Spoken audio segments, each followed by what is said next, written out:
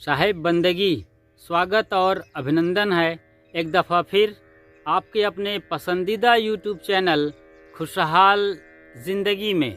आज आपको अपनी आँखों देखी यानी अपने साथ घटी एक ऐसी घटना सुनाने जा रहा हूँ जिनमें महान गुरुवर सद्गुरु अभिलाष साहेब की जीवनी का वो बेहतरीन प्रसंग है जिसमें एक ऐसा हीरा चमक रहा है जो आपको भीतर तक रोशन कर देगा। जी हाँ, कबीर पारक सिद्धांत ही नहीं और नहीं केवल कबीर पंथ बल्कि पूरे अध्यात्म जगत में एक महान मसीहा के तौर पर जाने जाने वाले सद्गुरु अभिलाष साहेब की जिंदगी से एक कीमती हीरा आज आपको रोशन करने वाला है। फिलहाल आप घर में ही होंगे, लॉकडाउन चल रहा है और ट्रेन की यात्राएं भी बंद हैं। हो सकता है इस वक्त आप ट्रेन की यात्रा कर रहे होते। आज हम आपसे ट्रेन की वो महान घटना शेयर करने जा रहे हैं। ट्रेन खासतौर से भारतीय रेलवे की दशा और दुर्दशा आप अच्छी तरीके से जानते हैं। टॉयलेट की क्या हालत होती है आपको बयान करने कहा जाए तो आप बड़ी खूबसूरती से कई प्रसंगों को बयान कर सकते हैं। एक बार पूज्य गुरुदेव जी के साथ हम उनके शिष्य तकरीबन 15 की तादाद में गुजरात जा रहे थे। रिजर्वेशन सबका था। अपने अपने बर्थ पर शाम का भोजन लेकर के सब सो गए। सुबह सवेरे हम तड़के उठ जाते हैं, कोई 3 बजे कोई 4 बजे, फिर पानी पीते हैं यानी ऊषा पान और फ्रेश होने के लिए चले जाते हैं। तो हमारे तमाम साथी जिनमें संत श्री गुरभूषण साहेब जी और संत श्री धर्मेंद्र साहेब जी जैसे बड़े गुरुजन भी साथ में थे, सब उठते गए और बारी बारी से फ्रेश होने चले जाते। गुरुदेव जी थोड़ी देर बाद उठे, लेकिन उसके पहले एक बड़ी चर्चा शुरू हो गई हम लोगों में। आप लोग बाईं तरफ के टॉयलेट में मत जाइएगा, वहाँ बहुत गंदगी है। तो सब लोग उस टॉयलेट से आगे दूसरे तरफ चले गए, दूसरी बोगी में चले गए, दाईं तरफ चले गए और सब आराम से काम हो रहा था। यही कोई 4 बजे गुरुदेव जी उठे, अपने कमंडल से पानी पिए और थोड़ी देर बाद फ्रेश होने चले गए। वापस आ गए और अपने बर्थ पर ध्यान में बैठ गए। सब लोग शांत अपने अपने बर्थ पर। मगर चूंकि ट्रेन है, लोगों की आवाजाही लगी ही रहती है और अब बाकी लोग उठने लगे। तो थोड़ी देर बाद पता चलता है जिस बाईं तरफ के टॉयलेट में गंदगी की बात हो रही थी वो टॉयलेट एकदम झक्कास साफ हो गया है। अभी 4 बजे के बाद की घटना है, कोई 4:30 बजे। न तो ट्रेन किसी स्टेशन पर रुकी, न कोई स्वीपर आया। हम लोग आश्चर्य में थे कि सुबह सवेरे ही टॉयलेट कैसे साफ हो गया। हम में से किसी ने टॉयलेट साफ नहीं किया था। मगर धीरे से फिर पता चला कि गुरुदेव जी उसी टॉयलेट में गए जो गंदा था और देखा कि गंदगी फैली हुई है। तो वापस आए वो और जो रद्दी अखबार ट्रेन के गलियारे में पड़ा हुआ था वो उठा ले गए और उसी से पूरे टॉयलेट को साफ कर दिए और बाकायदा फ्लैश चलाकर टॉयलेट एकदम नीट एंड क्लीन कर दिए। ये बात हम जान पाए तो गुरुदेव जी से फिर ठीक से नज़र मिला के बात करने की हिम्मत ही हमारी जाती रही, क्योंकि जिस काम को हम लोगों को करना चाहिए था वो काम गुरुदेव जी ने स्वयं कर दिया था। अब हालत बड़ी अजीब थी हम लोगों की, लेकिन गुरुदेव जी तो गुरुदेव जी हैं। वो बड़े मुस्कुराते हुए प्रेम से सारा कुछ संभाल लिए।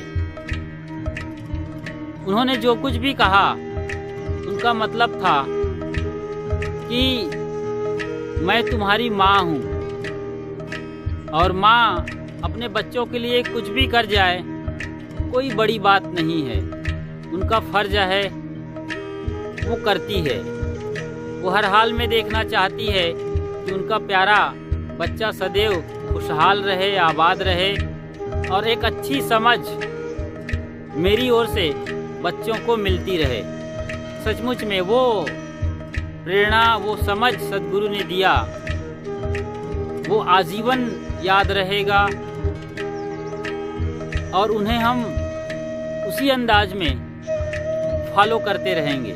और इन्हीं तरीके की घटनाओं का और सद्गुरु के जीवन प्रसंगों का ये परिणाम है कि कबीर पारक संस्थान प्रयागराज के कबीर नगर स्थित तकरीबन 5 से 6 एकड़ के एरिया में फैले आश्रम में कम से कम 500 शौचालय होंगे, लेकिन उन्हें साफ करने के लिए ना तो कोई स्वीपर बुलाया जाता है और न ही कोई वैतनिक कर्मचारी हैं, बल्कि सद्गुरु संत ही टॉयलेट की सफाई से लेकर पूजा तक के सारे कृत्य को सद्गुरु कबीर साहब की वाणी जो कुछ करूं सो पूजा के तहत करते हैं। कार्यक्रम में जब हजारों की भीड़ आती है तो आप समझ सकते हैं टॉयलेट की दशा और दुर्दशा क्या हो सकती है। लेकिन वहाँ भी कोई स्वीपर या कर्मचारी नहीं बुलाया जाता, बल्कि हम जैसे शिष्यगण ही जिनकी ड्यूटी अलग अलग एरिया में लगी रहती है, वहाँ भी लगती है टॉयलेट की सफाई में और बड़े हंसते मुस्कुराते प्रेम से सारा कुछ साफ हो जाता है। महात्मा गांधी ने अपनी आत्मकथा में लिखा है कि टॉयलेट इतना बढ़िया साफ होना चाहिए कि मैं वहाँ पर बैठकर गीता पढ़ सकूं, कुरान पढ़ सकूं। आप सोच सकते हैं कि जो भी महापुरुष हुए हैं, जो हमारे लीजेंड हैं, आइकॉन हैं, जिनसे हम इंस्पायर होते हैं, ये छोटी छोटी घटना ही हमें भीतर तक झकझोर देती हैं और हमारी चेतना में चिंगारी पैदा करती हैं कि हम भी ऐसा जीवन जिएं जो बिल्कुल साधारण हो और उसी साधारण में महानता के बीज छुपे होते हैं जो वक्त आने पर अंकुरित होकर विशाल बरगद सरीखे पेड़ का निर्माण करते हैं, जिसकी छत्र छाया में पूरी मानवता सुरक्षित रहती है और अपनी दिव्यता के लिए सतत चरय वेती के मार्ग में आगे बढ़ती रहती है। जब बात टॉयलेट की चल ही रही है तो जरा आपकी घर की भी बात कर लेते हैं। कई घरों में टॉयलेट की बड़ी दुर्दशा होती है। आप वहां जाओ तो शायद आपकी टट्टी ही ना उतरे, इतनी भयानक स्थिति होती है, बड़ी बदबूदार। और टॉयलेट की सीट पर ऐसा लगता है किसी ने कढ़ी लेकर हाथों से जैसे छिट्टा मार दिया हो। ऐसी गंदगी रहती है जिसको देखते ही आदमी का मन विचलित हो जाता है और उसका पेट का सिस्टम काम करना बंद कर देता है। तो इन चीज़ों को आपको समझना चाहिए।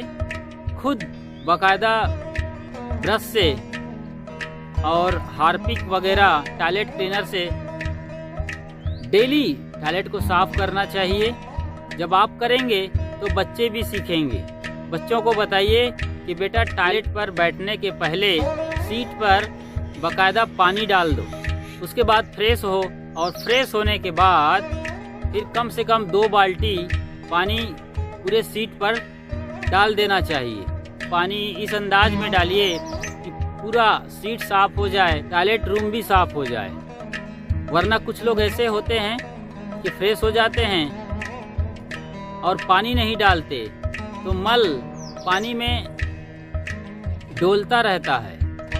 उसे देखकर ही अजीब स्थिति हो जाती है, कोई दूसरा उसके बाद जाए तो इन चीज़ों का बड़ा ख्याल रखना चाहिए।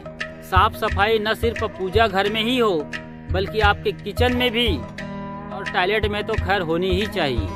अभी आप लॉकडाउन में हैं और बात आती है सैनिटाइजिंग की। कहते हैं कि हर आधे घंटे में 20 सेकंड तक बाकायदा हाथ धोना चाहिए। ये केवल कोविड-19 के आने से ही ऐसा हमें करना चाहिए, ये कोई बड़ी बात नहीं है। हमारे सद्गुरु संत ऋषि मुनि सदियों से इन चीज़ों को बताते आए हैं, लेकिन हम आधुनिकता, पाश्चात्य संस्कृति और टीवी संस्कृति के चलते कुछ ज़्यादा ही मॉडर्न हो गए थे और साफ सफाई को तिलांजलि दे दिए थे। ये भी एक बड़ा कारण है कि आज हम अपने ही घर में नज़रबंद हैं।